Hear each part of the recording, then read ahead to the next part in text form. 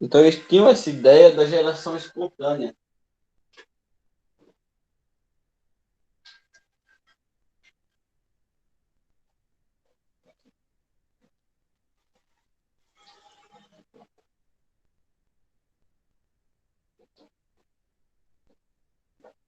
A geração espontânea é que algo se gerava espontaneamente, a partir de materiais, a partir de matéria inanimada, tá? E não de outros seres vivos.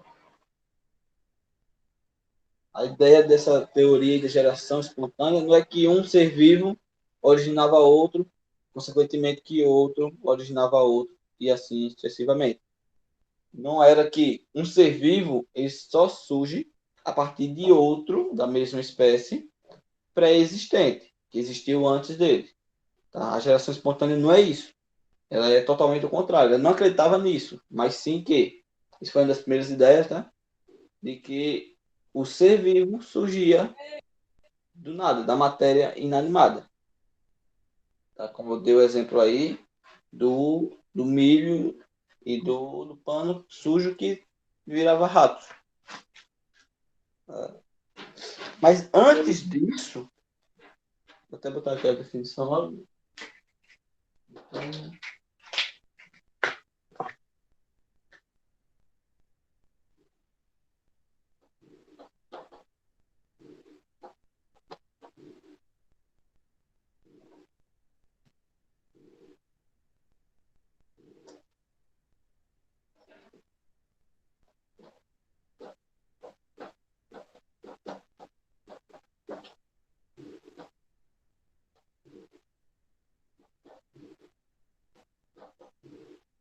Matéria inanimada é que não tem vida, tá? Por exemplo, um lápis, um quadro, seu celular, uma matéria inanimada. Tá? Mas antes mesmo disso, já havia outra teoria, mas não durou muito tempo, né? Que era do fixismo, de que os seres vivos eles não mudavam, eles eram imutáveis. Tá? E surgiu daquele jeito, vai ficar daquele jeito para sempre. Não vai se desenvolver, não vai se desenvolver, não vai crescer, não vai se adaptar, não vai se reproduzir. Tá? Esse é o fixismo. Mas isso não durou muito aí. E vários cientistas vieram com a ideia de que, conforme o ambiente muda, os seres vivos também mudam. E os seres vivos, ele está falando aí de animais e plantas, micro-organismos e vários outros, tá? Esse é o pensamento evolutivo, que chamamos de pensamento evolutivo, que os seres, eles evoluem. Então, vindo com a geração espontânea, era a ideia mais aceita na época, aí no século XV, a ideia mais aceita, porque ninguém conseguia dizer que isso não era verdade. Ninguém conseguia provar a, a reprodução desses seres, principalmente de larvas e de micro-organismos que surgem no nosso intestino. Tá? Então, não tinha como eles provar que a larva da mosca vinha da mosca. Eles não conseguiam fazer isso. Até que teve um momento que um cientista, o italiano Francisco Randi, tá? Vou escrever o nome dele aí não, depois eu coloco aí. Ele fez um experimento que deu as primeiras ideias aí da reprodução.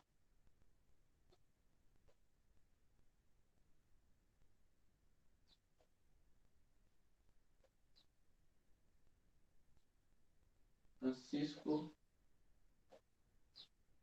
acho que é assim. Não sei se tinha um N ali.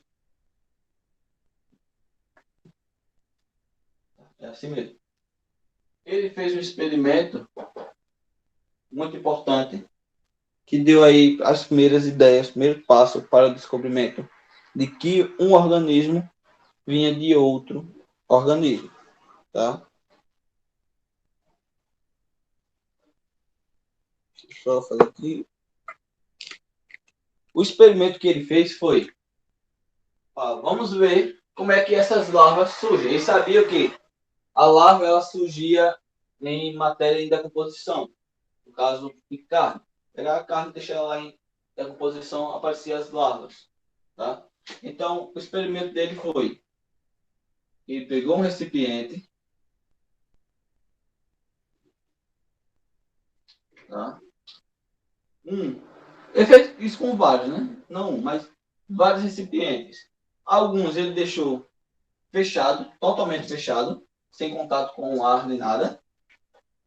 Outro, ele deixou aberto, semi-aberto, né? Ele deixou fechado apenas com gás, tá? Então, o ar entrava, mas insetos não.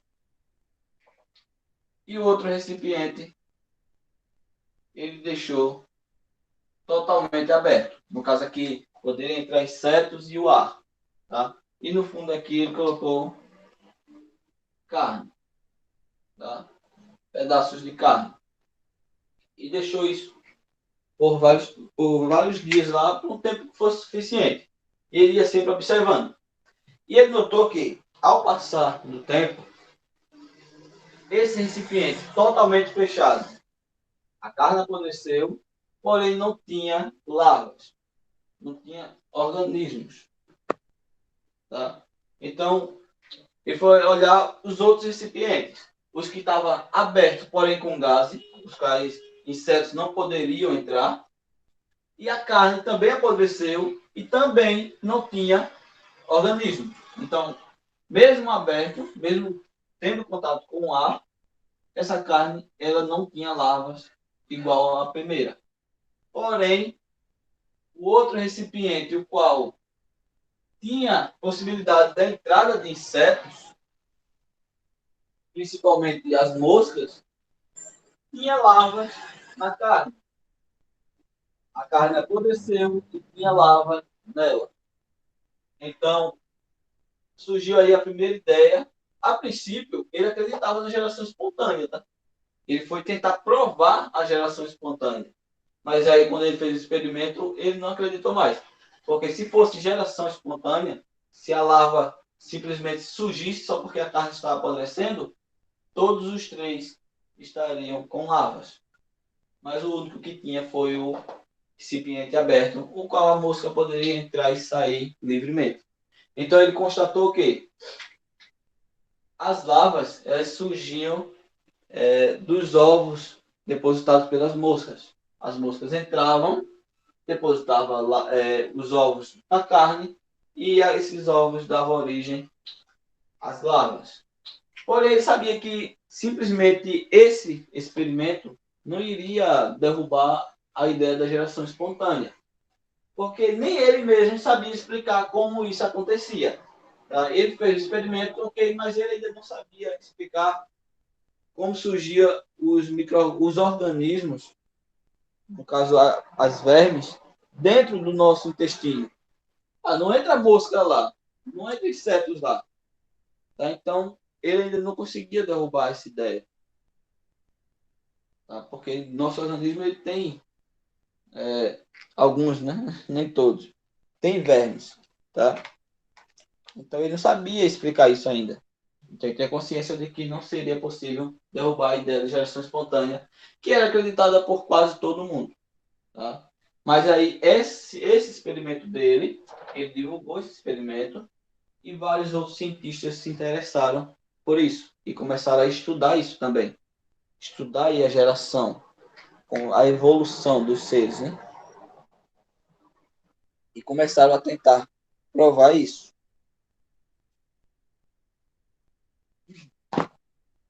E aí, como vários cientistas começaram a pesquisar isso, muitos anos depois, já em 1860, então não faz tanto tempo assim, tá? Faz aí um pouco mais de um século,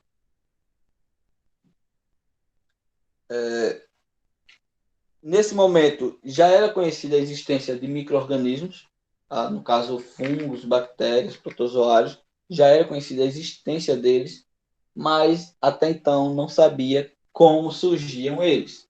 Ainda acreditava-se na geração espontânea. Então, que os micro-organismos surgiam do nada. Eles acreditavam nisso, certo?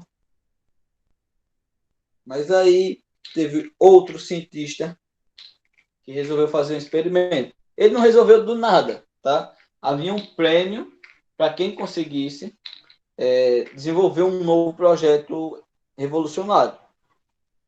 E esse cientista decidiu trabalhar em cima da teoria de Rand e começou a fazer experimentos envolvendo micro-organismos.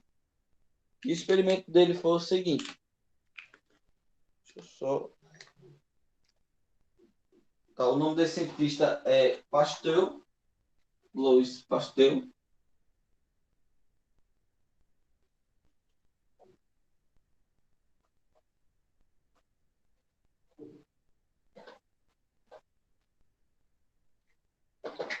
O experimento dele já foi um pouco mais complexo. Tá, já está bem mais atual, né? Ali era no século XV, esse aqui foi no século XV, esse aqui foi em 1860.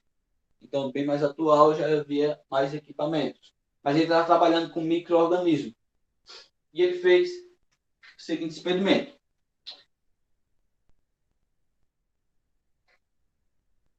Em um recipiente de cano longo, ele colocou um suco nutritivo. Esse suco nutritivo é caldo de carne, tá? Um caldo de carne. Como esse cano era longo, bem longo, tá? Que não dá para fazer todo.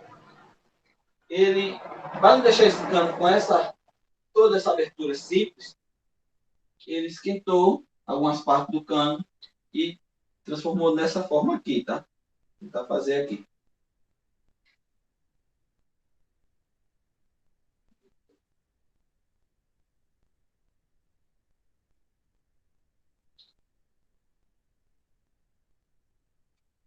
Pronto. Mais ou menos isso. Ele derreteu aqui, tranchou para baixo, derreteu aqui, tranchou para cima. Certo? Ficou com esse formato. E ainda com suco nutritivo. Ele fez isso com vários. Tá? Não foi só um que ele fez isso, ele fez com vários.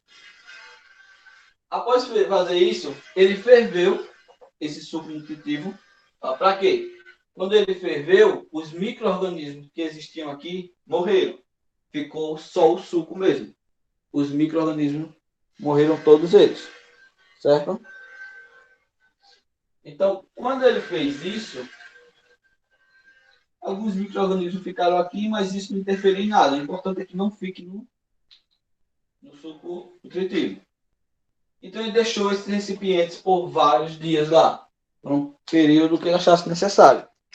E após passar vários dias, ele foi observar e o suco nutritivo ainda não tinha presença de micro-organismos. Porque o micro-organismo ele não ia conseguir fazer todo esse caminho, assim, já que eles não se movem, tá? Então, ainda não existia. O que ele fez? Pegou alguns desses recipientes, já que ele fez com vários, pegou alguns deles e quebrou. Quebrou, o cano fazia toda aquela curva, ele quebrou o cano assim, deixou essa abertura. Esse ficou muito feio. Os outros já estavam feios, mas esse...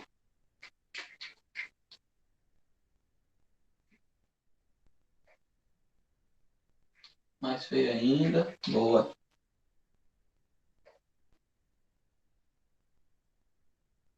Pronto. Ele quebrou esse cano, deixando essa parte exposta. Alguns ficaram assim, outros permaneceram assim, tá? E esperou mais um tempo. Com o passar do tempo, ele notou que esses aqui, que permaneceram com o cano longo e torto, ainda não tinha micro-organismo nenhum em seu suco nutritivo. Porém, esses que ele quebrou, ficou exposto aqui, havia inúmeros micro-organismos. Então, ele constatou aí que os micro-organismos eles não surgem do nada. Eles precisam de outro ser pré-existente, da mesma espécie. Né? O micro-organismo ele foi gerado de outra espécie. E com isso ele conseguiu quebrar a teoria da geração espontânea. Ele conseguiu aí provar que até mesmo os micro-organismos, já que eles conheciam, já sabiam que animais maiores, tá? Até o rato mesmo, eles já sabiam que um reproduzia o outro, mas os micro-organismos ainda eram acreditados na geração espontânea. E com isso aí, ele quebrou totalmente. E criou-se aí a teoria da biogênese. Tá?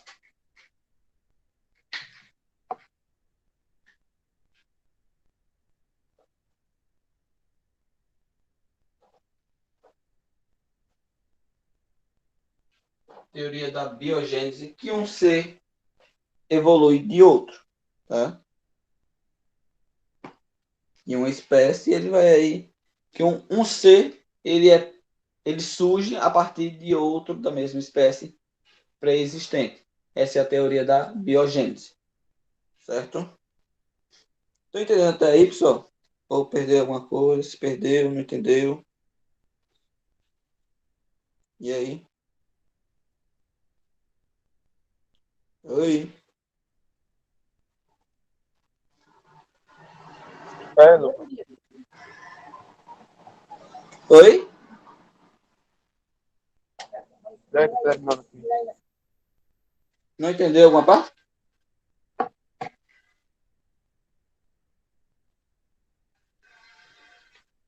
Bom, tira um print aí. Vou tentar fazer esse desenho aqui melhor, para ficar mais claro que foi quebrado, tá? Vou fazer assim.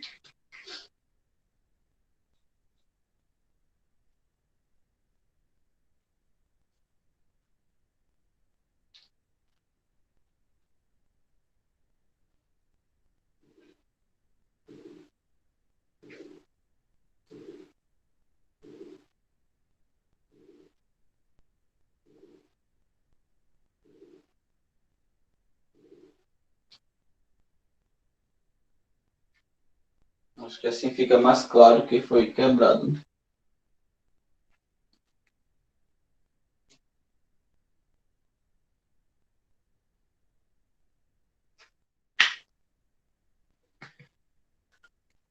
Gente, se entenderam, tire print.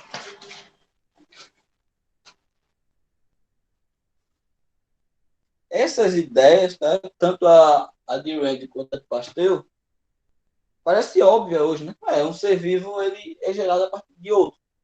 Mas na época não havia tecnologia, não havia equipamentos, tá? Para eles conseguirem determinar isso. Então era bem complicado para eles mesmo. Hoje é bem tranquilo para a gente. Consegue ir aí, através de tecnologias e exames, determinar isso. Tá?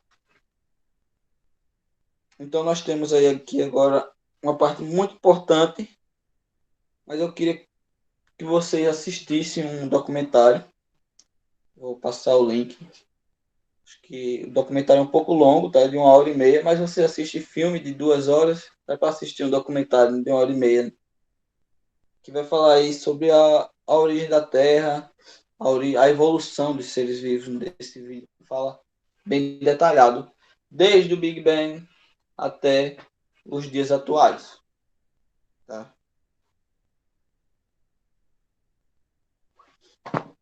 E aí você pega uma boa parte do nosso capítulo. Nesse vídeo já fala, resume aí bastante o que a gente tem para ver aí sobre a evolução e a origem da Terra. Né? E na próxima aula, que é amanhã, a gente já continua na página 10, certo? Se vocês quiserem assistir agora ou depois, mas vocês têm até amanhã para assistir, assistam. Eu vou deixar até a próxima semana para vocês fazerem um resumo desse documentário, tá? Ok? Maíra, tá aí? Ô, Lucas, não vai dar o. Tudo disse o resultado da prova ou não? Quem passou? Eu botei lá no sistema. Que não apareceu não pra mim. Eu botei ontem à noite. À noite, à tarde, acho que foi à tarde, nem lembro. É.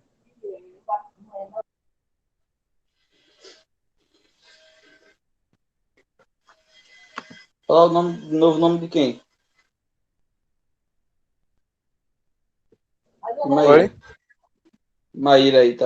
Falar de novo o nome.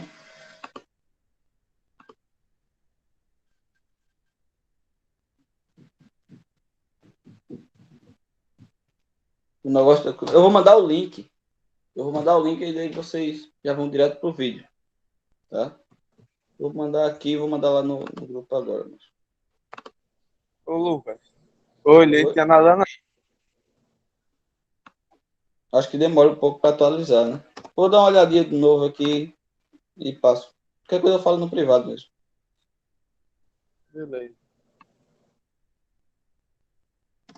Ó, o link é esse, mas eu vou mandar lá no WhatsApp também, tá?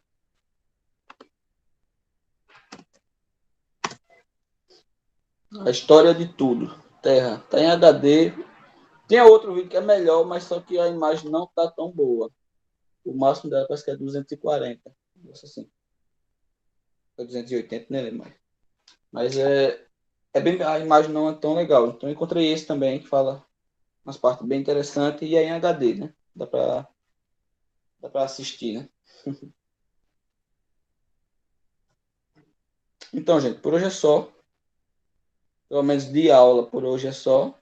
Fica aí para vocês.